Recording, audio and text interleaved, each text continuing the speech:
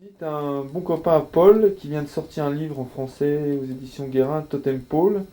Il te dédie un chapitre à la fin. Est-ce que tu peux nous parler du livre et de Paul?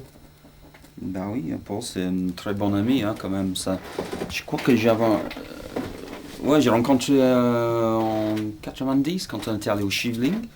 Parce que lui, il partait au Bagarat Tétouan pour essayer de faire la face. Je me souviens plus, qu'est-ce que c'est, face ouest, je suppose, quand même.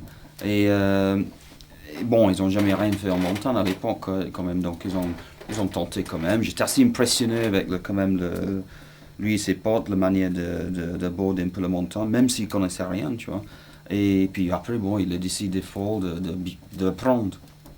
Et puis aussi, il a commencé à écrire beaucoup plus d'ailleurs. Et il y avait une certaine époque, il a sorti un livre, Deep Play, en Angleterre. Donc, depuis un moment, il voulait que j'illustre, enfin, probablement la couverture. Mais finalement, c'était les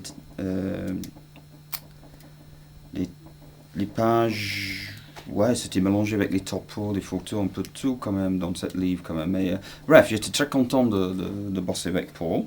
Euh, et c'était facile de travailler ça en lisant le manuscrit. Parce qu'en plus, il y a beaucoup d'endroits soit on était ensemble carrément en XP, ou on a visité ces mêmes endroits comme en Patagonie, l'Inde, enfin ailleurs quoi. Et au Yosemite, tous ces endroits-là. Donc c'était facile d'illustrer le premier livre. Et puis, malheureusement, cette première livre a tellement bien marché, Deep Play, qu'elle a gagné tous les prix. Donc lui, ici, il et sa copine de l'époque, ils ont parti pour faire un tour du monde avec l'argent qu'ils ont gagné, en fait, du livre, en grimpant. Et puis, c'était l'époque, bon, ils ont arrivé en Tasmanie. Et puis, c'est là où l'accident est arrivé, le caillou qui tombe, qui brise son crâne, etc. quand même. Celia sauve son vie. Lui, il est sauvé éventuellement dans son paralysis pour écrire encore. S'il en fait, elle a acheté un bateau, elle est partie naviguer. Donc, justement, je viens de faire ça avec elle en Patagonie. Euh, donc, ça a changé sa vie au même titre que ça a changé celle de Paul, qui actuellement habite en Tasmanie, qui s'est marié avec un infirmier qu'il rencontre en Tasmanie quand il a eu son accident là-bas. Et puis, donc c'est marrant parce que moi je connais tous les deux très bien, Celia et Paul.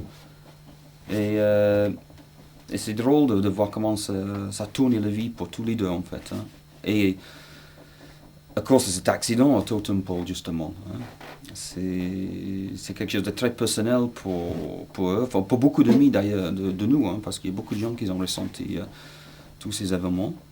Et, euh, et puis justement, je viens de recevoir une carte postale de Paul.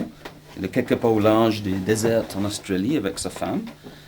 Et elle attend un bébé. Donc voilà, c'est les dernières nouvelles de lui. Et puis il va continuer à écrire, je suppose. Il pêche beaucoup en ce moment. Une chose, il le fait avant de commencer à grimper d'ailleurs en tant que gamin. Donc il reprend un peu ses activités, lui. Il a très bien récupéré de son accident. Parce que Paul, il a surtout une tête, un esprit comme ça, lui. Euh, il a déjà vécu quelques accidents, donc il en parle un peu dans la première partie du livre. Et donc on sympathise un peu sur l'effet d'avoir été brisé par une passion et le fait d'avoir repris la vie, ok, un peu plus artistiquement peut-être, mais tous les deux on avait droit à une autre forme de vie par la suite des accidents que nous deux on a vécu, hein. Et donc ouais, forcément je me sens un peu lié avec Paul, hein, quand même, hein. Et, on a vécu les mêmes choses plus ou moins, hein. On sait ce que c'est, hein. Et donc, ouais, très, très heureux d'illustrer le livre Totem Pole dans l'édition française pour les éditions Guérin, hein. Vraiment content d'avoir participé à faire ça.